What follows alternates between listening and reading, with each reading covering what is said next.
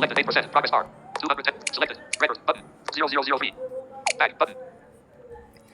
नमस्ते recording club. मैं RC Sandeep हाजिर हूँ आज the story of recording club part 148 लेकर के। दोस्तों, बातें चल रही हैं उदयपुर कन्वेंशन की। सचमुच हमारे किसी साथी ने कहा था कि आज सुनकर के बड़ा अजीब लग रहा है, तो उस ज़माने में जब हम लोग इस सब को झेल रहे थे, इन परिस्थितियों से जूझ रहे थे, तब कैसा हुआ होगा। सच्चाई यही है दोस्तों कि आज बताना बड़ा आसान है, बताते हुए बड़ा अच्छा भी लग रहा है, लेकिन वो जो दिन थे, वो जो एक एक मिनट, एक एक पल हमारा जो बीत रहा था, वो समझ में नहीं आ रहा था कि ईश्वर कौन सी परीक्षा ले रहा है। या तो इन सब चक्करों में डालना ही नहीं था, और डाला है तो इतनी मुसीबतें नहीं देनी थी। जो भी हो दोस्तों, समस्या बहुत गंभीर थी। 28 दिसंबर से सभी साथी आने वाले थे और 17 दिसंबर को हाथ में कुछ भी नहीं था सिवाय रजिस्ट्रेशन के अमाउंट के। कुछ भी नहीं था। अब ऐसे में कोई करे तो करे क्या, और जबकि जिनके भरोसे हम ये सब कर रहे थे उनसे चर्चा भी नहीं हो पा रही है, और उनके ऊपर भी पता नहीं उनके मन में क्या चल रहा था, जैसे अली भाई वगैरह के मन में। लेकिन हमें दुख इस बात का हो रहा था कि यार 10 दिन बचे हैं तो भी बंदा कहीं नज़र नहीं आ रहा है, कहीं कोई हलचल नहीं है।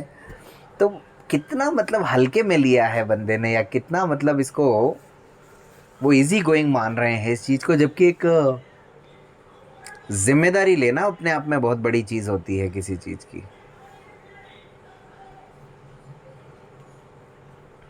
खैर, तो साहब सुबह का वक्त हुआ।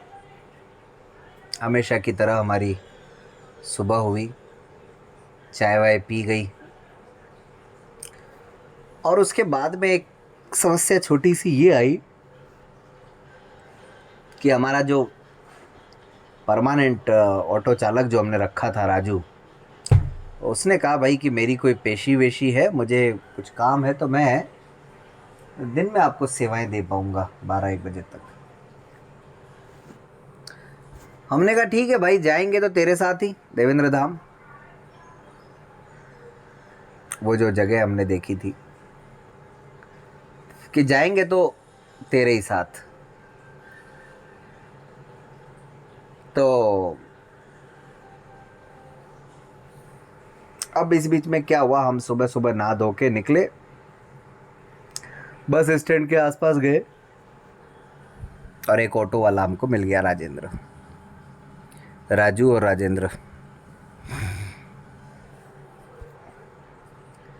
अब उसको हमने हमारी समस्या बताई कि भाई हमें ऐसे ऐसे कार्यक्रम करना था, हमारे पास कोई जगह नहीं है, हम कार्यक्रम करें तो करें कहाँ, और इस तरह से हमने उसको समझाने की कोशिश की। तो वो भाई बड़ा तेज, उसको इस पर एक अवसर नज़र आया।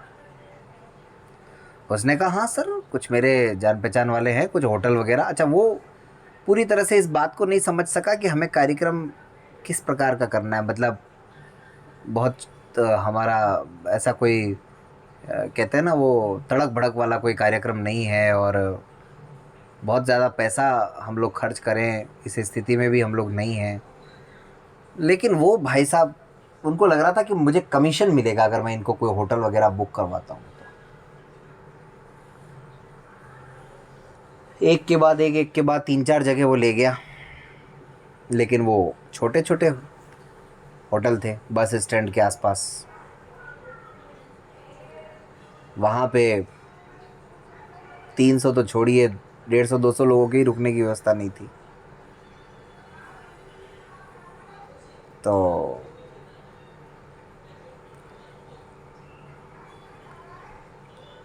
उसने कहा यार एक है मेरा सर थोड़ा सा यहाँ से, मतलब ज़्यादा दूर नहीं है, बस स्टैंड के आसपास ही है।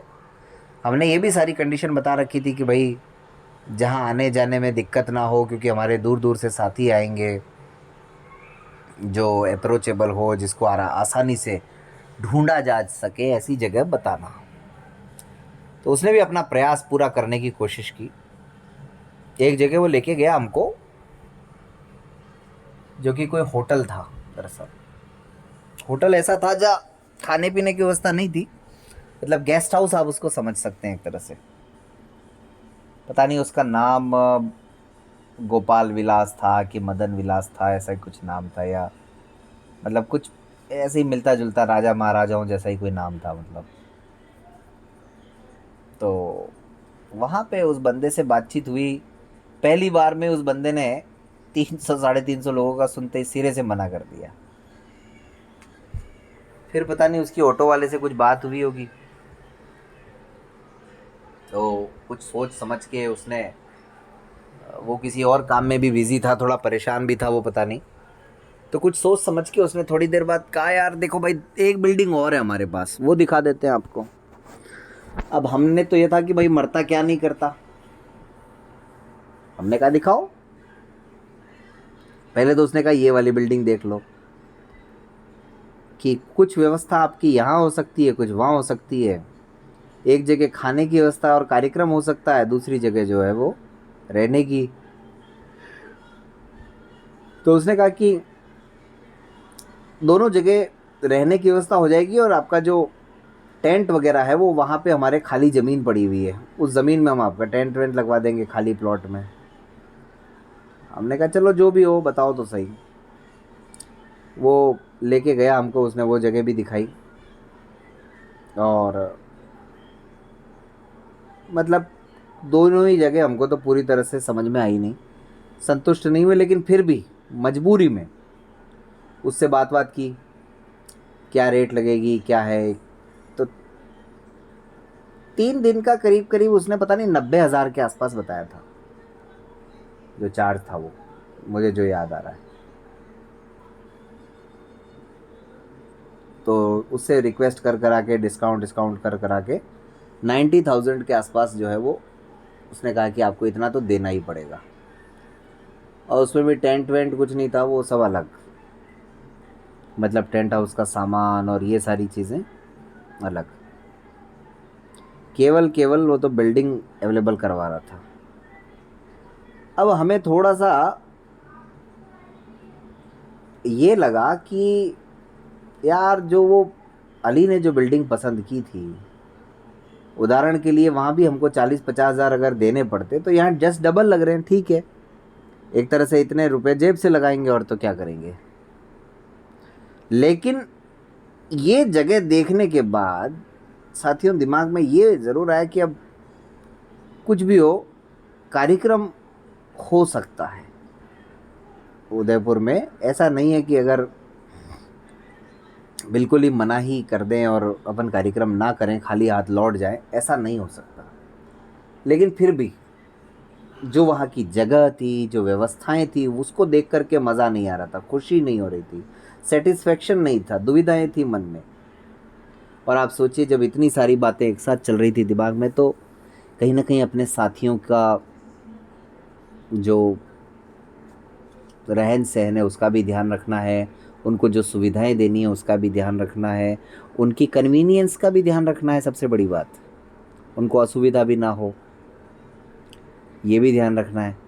इतने रुपए देने के बाद भी अगर लोगों को खुशी ना मिले। अच्छा, प्लस वहाँ पे दिक्कत ये भी थी कि कुछ जगह तो, अच्छा जो दूसरी बिल्डिंग जो दिखाई, उसमें तो नल कनेक्शन वगैरह भी नहीं था, पानी की भी व्यवस्था नहीं थी। हालांकि वो भाई सब कह रहा था मैं ये करवा दूंगा, मैं वो करवा दूंगा, लेकिन वो नई बनी थी बिल्डिंग। तो ऐसे में 8% progress bar सोचा selected. कि अब क्या 210 किया जाए। selected. Red button. 0957. Home button. Tab bar.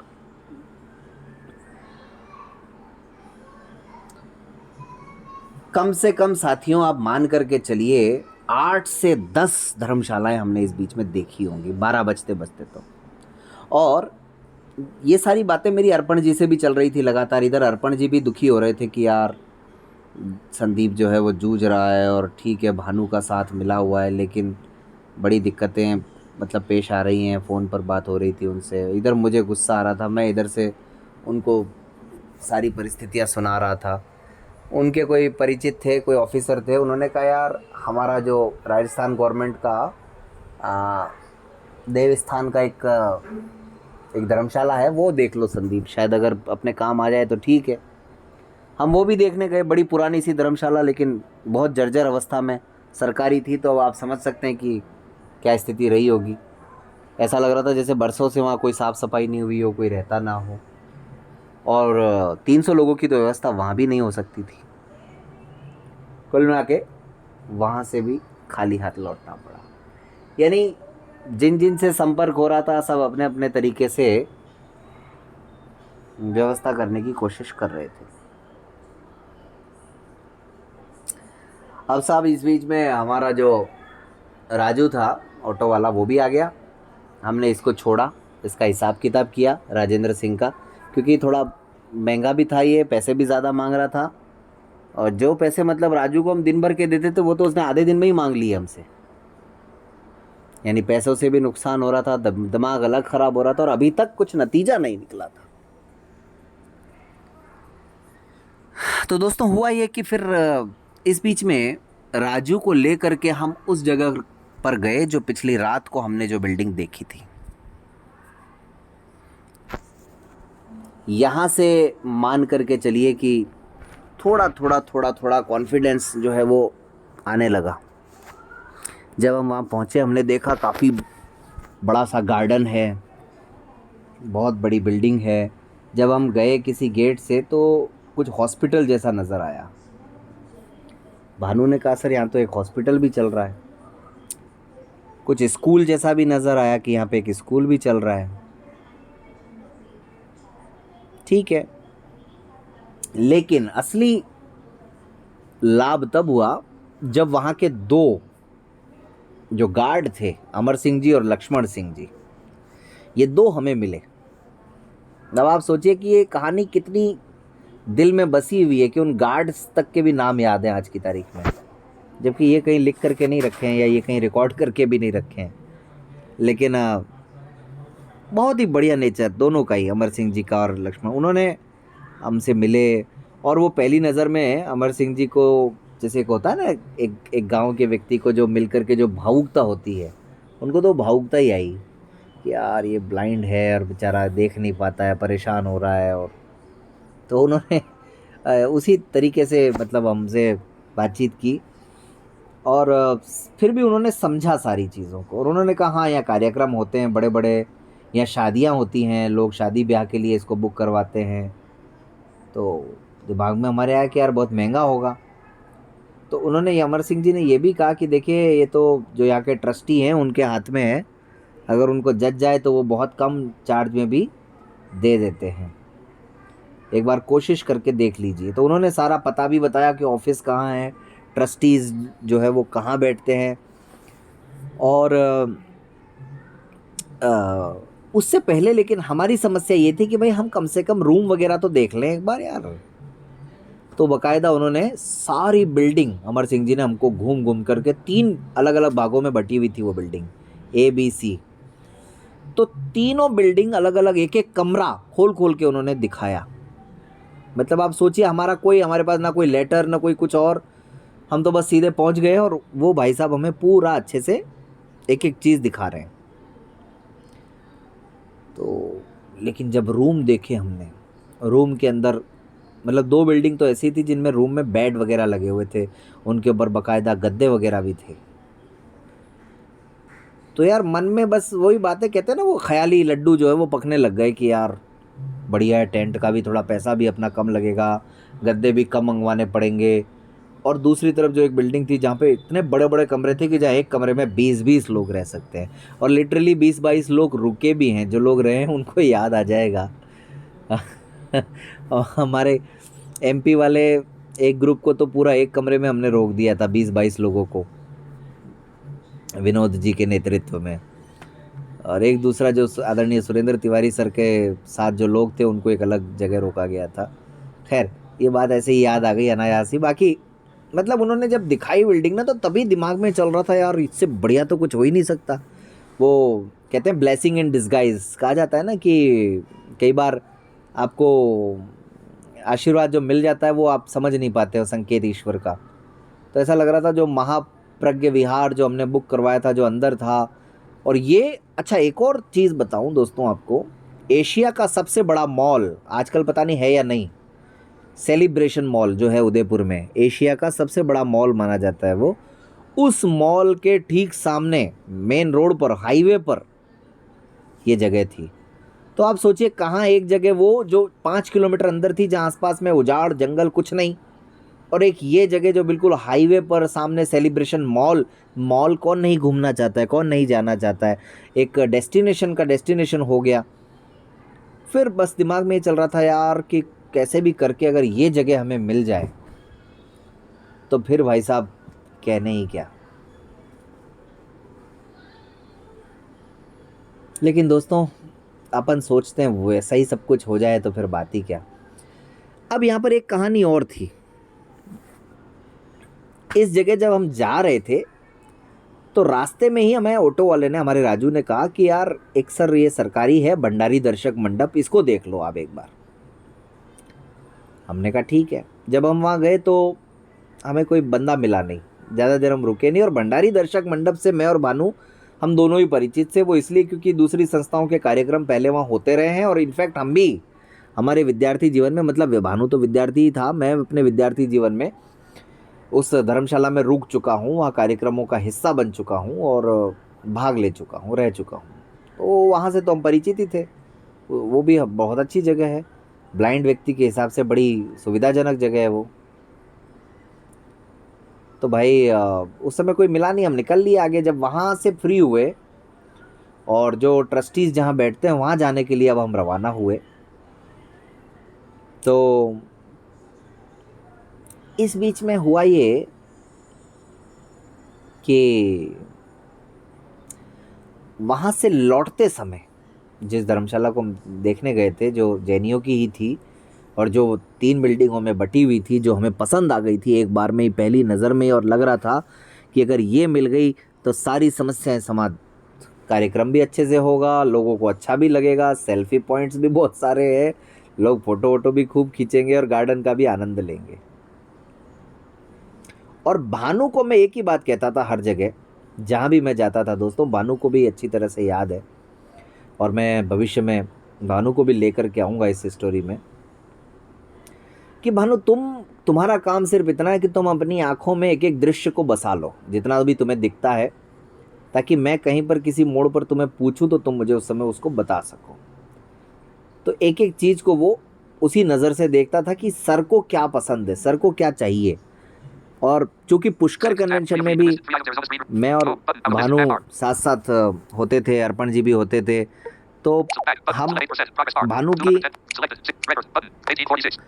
जो भानु की काबिलियत थी दोस्तों, उसको हम पुष्कर कन्वेंशन में ही देख चुके थे, बहुत अच्छी तरह से हम देख चुके थे। इसीलिए ये मालूम था कि ब्लाइंड व्यक्ति को क्या चाहिए, ये भानु अच्छी तरह से समझ चुका है, क्योंकि ये सारी ट्रेनिंग तो भानु की पुष्कर कन्वेंशन के टाइम पर ही हो गई थी। और भानु भी कहता था कि आप लोगों के साथ रह करके मैं काफ़ी कुछ सीख गया हूँ। तो वो जो सीखना था पुष्कर कन्वेंशन के टाइम पर, वो यहाँ काम आ रहा था। भानु मुझे वही चीज़ बताता था जो ज़रूरी थी, जो मुझे देखने योग्य थी, और जो उसको लगता था कि हाँ सर की नज़रों में ओके होगी, उसमें हम टाइम ख़राब नहीं किया करते थे। फिर भी टोटली ब्लाइंड व्यक्ति की तो दोस्तों आदत होती है ना, वो पूरी तरह से एक एक चीज़ को अच्छी तरह से देखता है, समझता है। और मेरी तो आदत हमेशा से ये रही है, मैं तो जब तक खुद सेटिस्फाइड नहीं हो जाऊं तब तक फिर समझता नहीं हूँ कुछ और। लेकिन भानु का हमारा तालमेल बड़ा अच्छा है, जो आप धीरे धीरे आगे आने वाले कार्यक्रमों में भी आप समझेंगे उसको। तो यहाँ पर हुआ ये कि अब वहाँ से फ्री होने के बाद में, उस बिल्डिंग का नक्शा पूरी तरह से दिमाग में बसा लेने के बाद साहब हम पहुँचे वापस आते समय भंडारी दर्शक मंडप, और वहाँ पर एक थे शायद जो भी थे ऑफिसर, या मतलब एक एम्प्लॉई होंगे, गवर्नमेंट एम्प्लॉई, जिनके पास रिस्पॉन्सिबिलिटीज़ होगी वहाँ की रसीद वगैरह की, वो मिले। उनको हमने रिक्वेस्ट की, सारी चीज़ें बताई, वही A to Z। उन्होंने कहा हाँ देख लीजिए। लेकिन यहाँ पर दोस्तों जो हॉल था, यहाँ पे एक फ़ायदा ये था कि अलग से टेंट वगैरह और चेयर वगैरह के लिए पैसे ख़राब करने की ज़रूरत नहीं थी, क्योंकि हॉल था। माइक वगैरह के लिए भी पैसे ख़राब करने की ज़रूरत नहीं थी, क्योंकि एक हॉल था जिसमें लगभग 150 चेयर्स लगी हुई थी, माइक सिस्टम लगा हुआ था, फ़ैन, लाइटिंग, ये वो जो भी है सिंपल जो, क्योंकि अच्छा सर्दियाँ थी तो फ़ैन वैन की तो ज़रूरत भी नहीं थी। लेकिन कुल ना करके माइक, चेयर्स और ये सब कुछ, स्टेज स्टेज सब कंप्लीट था। लेकिन कितना था? 150 का। अपने कितने लोग आने वाले थे? 350। तो इसका हल हमने ये निकाला कि यार चलो रहने की व्यवस्था अगर हो जाएगी कैसे भी करके, तो बाहर जो गार्डन है, बाहर जो ग्राउंड है बहुत बड़ा सा, वहीं पर ग्राउंड भी है भंडारी दर्शक मंडप में, वहाँ टेंट वेंट लगा करके स्टेज वहाँ बनाया जा सकता है और यहाँ रहने की व्यवस्था की जा सकती है। लेकिन जब रूम वगैरह देखे हमने, जितने भी रूम अवेलेबल थे, तो वहाँ मुश्किल से 100 लोग ही रुक सकते थे, 120 130 ज़्यादा से ज़्यादा हद से, और हद से 150 लोग आप रोक सकते थे जितनी की चेयर्स थी। अब ये जब परिस्थितियाँ देखी, वो 3 फ्लोर की बिल्डिंग है, बीच वाले फ्लोर पर वो है स्टेज है, नीचे कुछ रूम है, ऊपर कुछ रूम है, इस तरह से है वो। तो फिर खाने की भी व्यवस्थाएं देखनी होती हैं, तो सारी चीज़ें कुल ना करके वो। लेकिन ये ज़रूर था कि एक सरकारी बिल्डिंग थी, हमको लग रहा था यार कि थोड़ा कम पैसे में मिल जाएगी, चार्ज कम लगेगा। और अभी तो हमने जो बिल्डिंग देखी, जैन जैन धर्मशाला जो देखी, उसका तो हमें चार्ज वार्ज भी नहीं मालूम था कि वो कितने की पड़ेगी, हमें कितना अमाउंट देना पड़ेगा उसका, तो वो भी हमें आइडिया नहीं था। बहरहाल जो भी हो, ये भी हमने अच्छी तरह से देख ली, उनसे सारा सिस्टम पूछ लिया। उन्होंने कहा भाई मेयर साहब से मिलो जाकर के नगर निगम में, कोई पता नहीं चंद्रसेन जी या चंद्रभान जी या जो भी है, वो मेयर थे उस समय, उनका नाम मुझे याद नहीं आ रहा है, या चंद्र प्रकाश जी, पता नहीं ऐसे कुछ नाम था, मतलब जो मेयर साहब थे उदयपुर के। तो अब धीरे धीरे जब दोस्तों कुछ अच्छा होने लगता है, तो फिर आगे से आगे अच्छी चीज़ें होने जाती हैं। वो जैनियों की जो धर्मशाला देखी, वो हमें बिल्कुल परफेक्ट लगी पहली नज़र में ही, हर दृष्टिकोण से, कार्यक्रम, रहने, ये वो जो भी है। लेकिन अब ये जो देखी हमने, तो इसमें थोड़ा सा यूँ लग रहा था यार सरकारी है, वो नहीं भी मिली। यानी ऑप्शन कुल मिला करके अब 3 थे हमारे पास। एक तो वो जो मैंने बताया सुबह आपको देखी हमने 90,000 वाली, दूसरा ऑप्शन वो हो गया जैनियों की धर्मशाला, तीसरा ऑप्शन ये भी हो गया भंडारी दर्शक मंडप हमारे पास। अब इस बीच में यहाँ पर दोस्तों कहानी में एक ट्विस्ट आता है।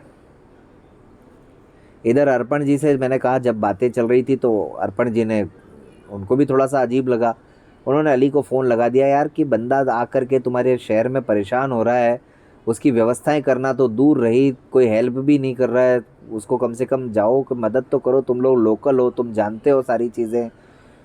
तो जो भी है, अर्पण जी ने अपनी तरफ से जो भी कहना होगा वो कहा होगा अली को, उन्होंने मुझे बताया।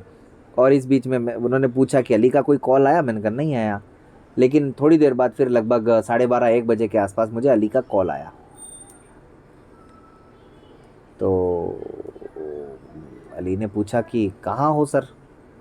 मैंने कहा हम यहीं हैं अली, इधर यहाँ पे जगह बताई मैंने, किस जगह पर हैं हम। तो आप सर आए हुए हो उदयपुर में? मैंने कहा हाँ कल से आए हुए हैं। फिर क्या हुआ, कुछ हुआ क्या? मैंने कहा होना जाना क्या था, जो होना था वो तो हो चुका। कल हम पूरे दिन घूमे और उसको बताई फ़ोन पे सारी चीज़ें जो कुछ हुआ वो। तो उसने कहा हाँ सर वो तो मुझे भी आइडिया था, ये वो। मैंने कहा तो फिर आइडिया था तो हाथ पे हाथ धर के बैठ जाएं? ऐसे करके फ़ोन पर बातें हुई। उन्होंने कहा ठीक है सर, आप जहाँ हो वहाँ मैं आता हूँ। मैंने कहा ठीक है। और वहाँ से हमको फ्री होके जाना था जहाँ ट्रस्टीज़ लोग बैठते थे। तो हमको लगा यार अली भी जब तक फ्री होके आएगा तब तक हम वहाँ पहुँचते हैं। तो वो जो जहाँ ट्रस्टीज़ का ऑफिस था जैन धर्मशाला के, उसका नाम था देवेंद्र धाम, जो मैंने लिया अभी, तो नाम लेना ज़रूरी है। तो हम देवेंद्र धाम के ऑफिस तक पहुँचे, ट्रस्टीज़ तक पहुँचे। लेकिन इस बीच में अली को मैंने ये नहीं बताया कि हम यहाँ यहाँ जा कर के आए हैं। मैंने कहा जब मिलेंगे तभी बात कर लेंगे।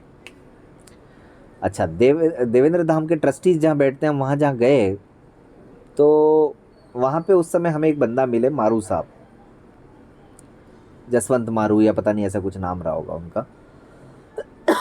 अच्छा, कहीं कहीं हमारे भानु का राजपूत होना भी बड़ा काम आया। जैसे वो अमर सिंह जी वगैरह मिले, वो भी राजपूत, भानु भी राजपूत, इधर मारू साहब जो मिले वो भी राजपूत। तो कहीं कहीं ये चीज़ें भी हमारे काम आई। थोड़ा सा ऐसी जगह पे जहाँ मुझे लगता था भानु को मैं आगे करते के थोड़ी पहचान निकाल के इधर उधर से, और फिर वो बातें करने में थोड़ा इजी रहता था। और एक बात यही होती थी, भानु को मैं कहता था भाई तुम बस अपनी आंखें चलाओ, मैं अपना दिमाग चलाता हूँ। तो यहाँ पर एक ज़िंदगी का मेरा फॉर्मूला ये भी रहा है दोस्तों, प्लान ए, बी और सी। यहाँ पे तीनों ही काम कर रहे थे। अब हालांकि डिसाइड ये नहीं कर पा रहे थे कि ए कौन सा होगा, बी कौन सा होगा और सी कौन सा होगा। फिलहाल आप ये मान सकते हैं कि वो जो होटल देख के आए हम, वो ए देवेंद्र धाम बी हो गया, और ये सी जो है भंडारी दर्शक मंडप हो गया। कम से कम 3 में से एक तो काम करेगा। मारू साहब ने कहा साहब आपको 3 बजे के आसपास जो है यहाँ पर जो बैठते हैं लोग वो मिलेंगे, अभी नहीं मिलेंगे, तो आप 2:30-3 बजे करीब आ जाना। ठीक है। ऑटो वाले को पूछा भाई लंच का टाइम हो रहा है। भानु ने कहा सर कल भी आपने खाना नहीं खाया, आज तो खा लेते हैं। तो उसने कहा यहाँ पर ही पास में ही एक होटल है जो मैं जानता हूँ, हमारे ऑटो वाले ने कहा, जहाँ 50 रुपये में फुल डाइट मिल जाएगी आपको। हम वहाँ पहुँचे, जब तक अली का भी फ़ोन आ गया, सर कहाँ हैं आप लोग। मैंने कहा यहाँ पर आ जाओ, तो अली आ गए। अब लंच करते करते अली ने भी, हमने सब ने, हालांकि मुझे याद नहीं है अली ने लंच किया नहीं किया, लेकिन मैंने और भानु ने तो किया था। तो पता नहीं क्यों मुझे ऐसा लग रहा है शायद यहाँ पे हमने ऑटो वाले को भी लंच कराया था, मुझे ऐसा याद आ रहा है, क्योंकि वो भी हमारे साथ घूमता रहता था और उसने भी कुछ खाया पिया नहीं था, तो उसको भी हमने लंच कराया था यहाँ पर। खैर, तो अली जब आए तो हमने बताया भाई क्या हुआ सर, अब क्या प्रोग्रेस है, ये वो जो सारी बातें हुई इधर उधर की। थोड़ा गुस्सा तो था ही दिमाग में। अली भी इस बात को समझ रहा था कि तनावपूर्ण माहौल है, स्थिति गर्म है। तो बस अली का वही डायलॉग, अरे सर होगा होगा, कार्यक्रम होगा, आप चिंता मत करो। जबकि उसको पता ही नहीं है कि मैं 2 दिन से यहाँ घूम रहा हूँ, लेकिन वो यार आप सर टेंशन मत लो आप, बस एक ही हमेशा अली का एक ही डायलॉग। अरे लेकिन मैं ये समझ रहा था कि होगा कैसे होगा भाई, जब कुछ करेंगे नहीं, हम हाथ पैर मारेंगे नहीं, बैठ जाएंगे एक जगह, तो ऐसे कार्यक्रम तो होने से रहे। साहब वहाँ से फ्री होकर के बातें की, हमने कहा भाई अली भंडारी दर्शक मंडप देख कर के आए हैं। तो अली ने कहा अरे वाह सर क्या बात है, वो मिल गया क्या। मैंने कहा मिलेगा कैसे यार, फॉर्मेलिटी करनी पड़ेगी यहाँ की। तो क्या फॉर्मेलिटी है सर, कि अब नगर निगम जाना है, तो खाना खा के अली हमारे साथ। अली ने कहा ठीक है सर चलते हैं। तो साहब हम गए नगर निगम, हम केवल और केवल भंडारी दर्शक मंडप को ध्यान में रखते हुए गए। अली को मैंने ना तो होटल का बताया, ना देवेंद्र धाम का बताया, जानबूझ करके नहीं बताया, क्योंकि कहीं ना कहीं दोस्तों वही वाली बात है, दूध का जला छाछ को भी फूक फूक करके पीता है। दिमाग में ये चल रहा था यार कि मतलब किस पे विश्वास करें किस पे नहीं। हूँ उस समय ये स्थिति हो गई थी, जो लोग हमारे इस कन्वेंशन को मतलब फेल करना चाहते थे, कहीं उन तक बात पहुंच गई तो वो हो सकता है कोशिश करेंगे कि इनको वो जगह भी ना मिले। हालांकि वो कोशिश नहीं कर रहे होंगे, लेकिन दिमाग में ऐसी चीज़ें जब आती है ना दोस्तों, तो फिर वो नेगेटिविटी आती जाती है। कुछ हो सकता है हमने थोड़ा ज़्यादा सोच लिया हो और वो लोग अपने हाल में मस्त हो, ऐसा कुछ सोच ही नहीं रहे हो, उन्होंने खाली लोगों को ही भड़काने का काम किया हो, तो ऐसा होता है। लेकिन जब आपके साथ चीज़ें ठीक नहीं हो रही होती तो आपको लगता नहीं कि आप किस पे विश्वास करें। तो अली को भी नहीं बताया मैंने जानबूझ के, क्योंकि एक चीज़ बता दो बाकी 2 तो अपने हाथ में है ही। अगर मान लो इसमें गड़बड़ हुई भी तो उन 2 में से कुछ तो फिर काम करेगा ही। तो भाई नगर निगम हम गए, बातचीत हुई, उन्होंने कहा भाई मेयर साहब से मिलिए, वही डिसीज़न लेंगे। वेट किया वहाँ पे आधा 1 घंटा हमने। तो 1:30-2 बजे करीब मेयर साहब से मिलने का हुआ। मेयर साहब ने पूछा कौन हो, कहाँ से हो, क्या है, ये है वो है। ज़्यादा उन्होंने टेंशन नहीं ली, हमने उदयपुर से अली हैं, लोकल हैं, ऐसे बता दिया।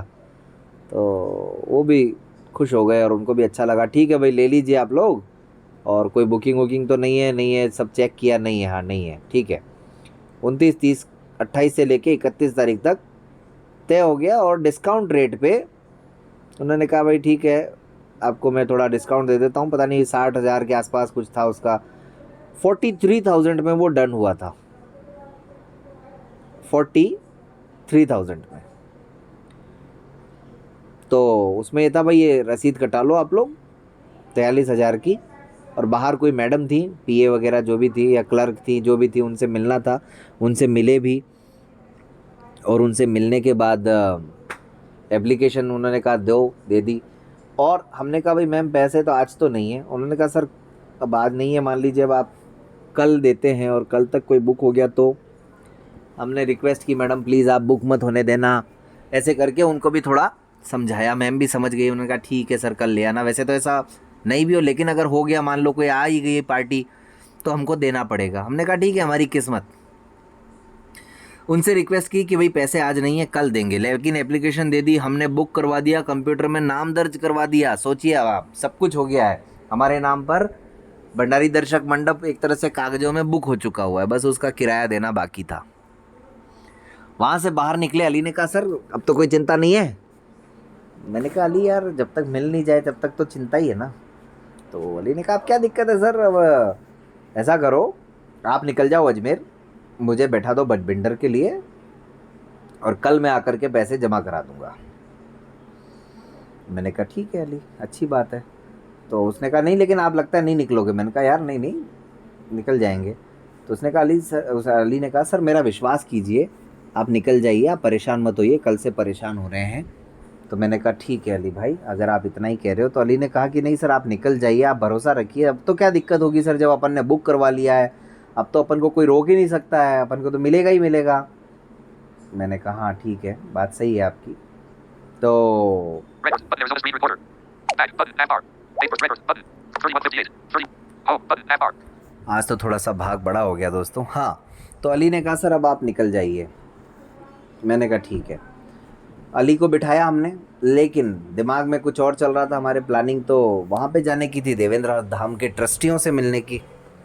हमने कहा देखा जाएगा जो भी होगा वो, फ़िलहाल तो हमारी बस भी, हमने कहा अली लेट है तो हम निकल जाएंगे तुमको बिठा करके। अली को तो बिठाया हमने, अली को छोड़ा, और उसके बाद में हम सीधा पहुंच गए वहाँ से नगर निगम से, कहाँ, ट्रस्टीज़ के पास में। और तब तक वहाँ पर मारू साहब तो थे ही, दो लोग और आ चुके थे। एक बहुत सीनियर थे, लगता है उनके हेड रहे होंगे, उनका नाम मुझे याद नहीं आ रहा है, काफ़ी बुज़ुर्ग लग रहे थे। और एक थे छाजेड़ साहब। छाजेड़ साहब जस्ट लाइक कैशियर, वो शायद मतलब वहाँ पे क्लर्क वगैरह या उस टाइप के थे, लेकिन थे वो भी बुज़ुर्ग हालांकि। फिर उनसे बातचीत हुई, मैं भी अजमेर में रहा हूँ और ये वो परिचय निकला कुछ इधर उधर का, और दो चार बातें हुई, और उनसे हमने रिक्वेस्ट की। उन्होंने भी कहा कि भाई छाजेड़ साहब से मिल लो, पूछ लो ये बुक तो नहीं है। छाजेड़ साहब ने चेक किया, बिठाया कि नहीं बुक नहीं है, ठीक है।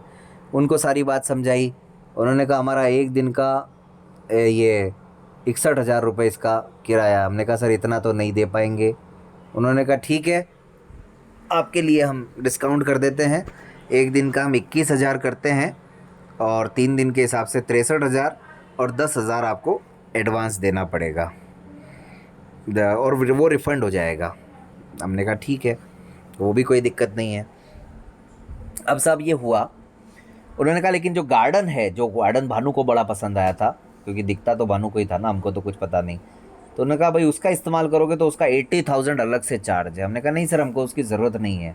लेकिन जैसा कि मैंने अभी थोड़ी देर पहले कहा था कि भानु को मैंने कहा था कि आप नक्शा पूरा दिमाग में बिठा लो, तो भानु ने जो नक्शा बिठाया था दिमाग में दोस्तों, भानु ने ये कहा कि सर वो जो पीछे वाली बिल्डिंग है उसके सामने वाला जो वो छोटा गार्डन है वो तो इस्तेमाल कर सकते हैं ना।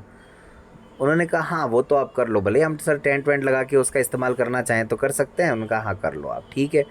तो उनको पता नहीं भाई किस्मत ही साथ थी दोस्तों, उन्होंने विश्वास किया और उन्होंने कहा भाई कल आकर के 63,000 रुपये जमा करा दो।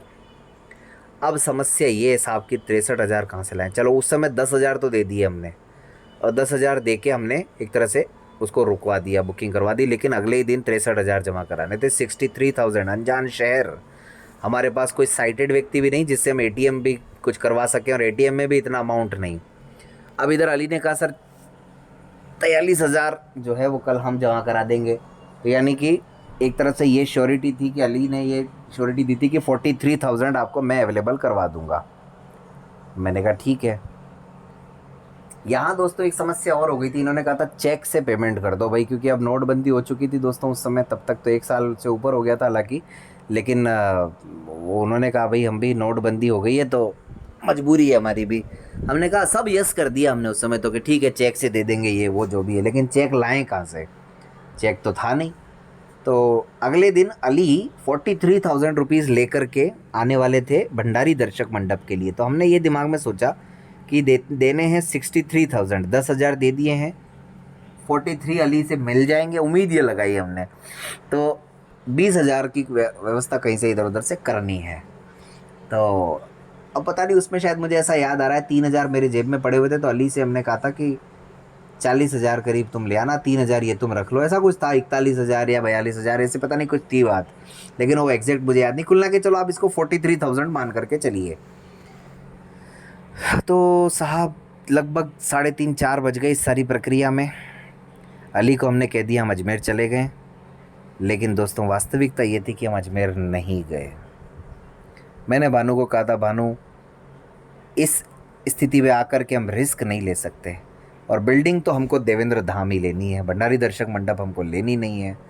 अली अगले दिन आएगा। भानु ने कहा सर क्या जवाब देंगे? मैंने कहा जो भी होगा देखा जाएगा, उससे तो अपन पैसे लेने ना, जमा अपन करवा देंगे, यूँ बोल देंगे, कुछ भी बोल देंगे। लेकिन कहानी दोस्तों ये होती है, अगले दिन अली ने कहा सुबह सुबह, हम तो गए नहीं अजमेर, लेकिन जब बात हुई अली से, अली ने कहा सर मैं तो नहीं आ सकता। अब आप सोचिए उस समय हमारे दिल पर क्या बीती होगी। कहाँ तो हम भंडारी दर्शक मंडप बुक कराए थे, कहाँ हमने यहाँ पे 10,000 एडवांस दे दिए थे, और अली कहते हैं कि मैं आ ही नहीं सकता। अगर अली के भरोसे हम रहते तो क्या होता, लेकिन क्या अली आए? क्या अली से जो अमाउंट लेना था वो मिला? क्या हम भंडारी दर्शक मंडप या देवेंद्र धाम को बुक करा पाए?